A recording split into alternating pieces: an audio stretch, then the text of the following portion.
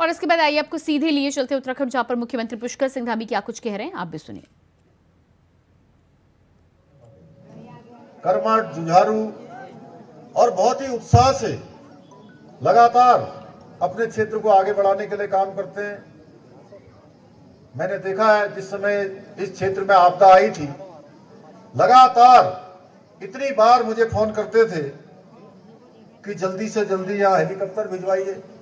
पिछले दिनों शेर का हमला हुआ, उसमें भी मैंने देखा कि लगातार इतनी चिंता करने वाले हमारे इस क्षेत्र के लोकप्रिय विधायक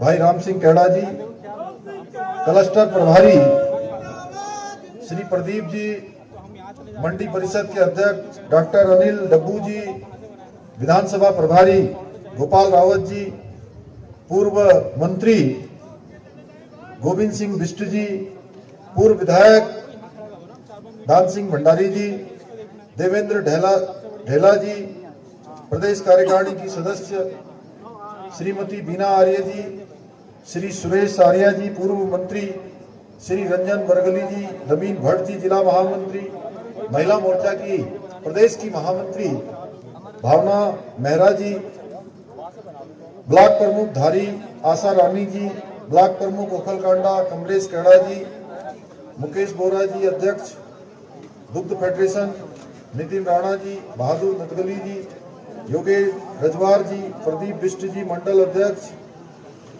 अंकित पांडे जी, नरेश नयाल जी, श्रीमती कमला आर्या जी मंडल अध्यक्ष, कृपाल सिंह मेहरा जी, श्री मनोज शाह जी जिन्होंने अभी भारतीय जनता पार्टी में सम्मिलित हुए हैं, और मंच पर आसीन श्री ध्रुव रौतेला जी समेत हमारे सभी पदाधिकारीगण और बड़ी संख्या में आज इस सभा में उपस्थित हमारे इस क्षेत्र के सभी मेरे बड़े बुजुर्ग, सभी उपस्थित माताएं, बहनें, हमारे नौजवान साथियों, और जहां तक मेरी आवाज जा रही है, मैं देख रहा हूं कि जितने इस मैदान में, रामलीला मैदान में जितने लोग बैठे हैं, उससे कहीं ज्यादा लोग मैं देख रहा हूं वहां डाणों में, कानों में ऊपर सब बैठे हुए हैं।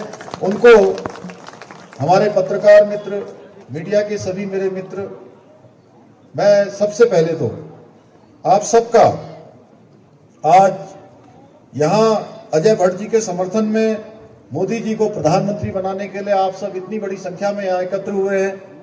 मैं आप सबको प्रणाम करता हूं, आप सबको नमन करता हूं, आप सबका स्वागत एवं अभिनंदन करता हूं। मुक्तेश्वर महादेव की पावन धरा, इस पावन धरा को मैं प्रणाम करता हूं।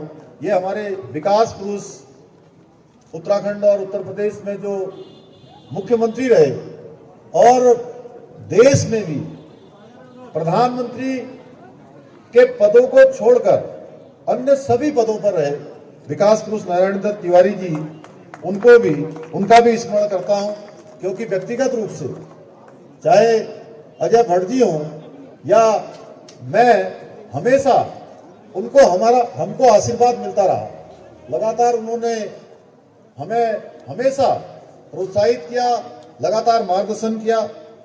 भाइयों बहनों, इस क्षेत्र की जो देवतुल्य जनता है, उन्होंने हमेशा, और पिछली बार विधानसभा के चुनाव में मैं आप सबके बीच में आया था, मैंने आप सबसे अनुरोध किया था, निवेदन किया था, और आप सब लोगों ने उत्तराखंड के अंदर पहली बार एक इतिहास बनाने का काम किया है, एक परिपाटी बदलने का काम किया।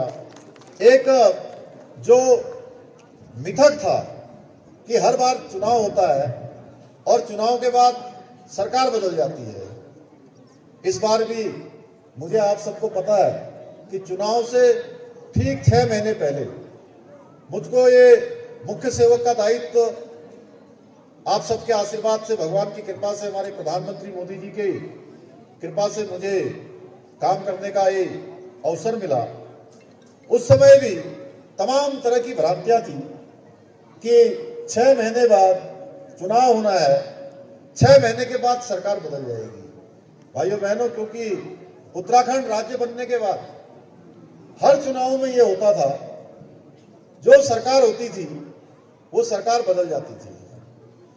इस बार भी बड़े बड़े राजनीतिक जो विद्वान थे, विश्लेषक थे, उन्होंने विश्लेषण किया था कि इस बार फिर सरकार बदल जाएगी, लेकिन आपने उनके विश्लेषणों को, उनके पूर्वानुमानों को आपने गलत साबित कर दिया और एक मिथक तोड़ दिया, एक इतिहास रच दिया, लगातार भारतीय जनता पार्टी की सरकार बना दी।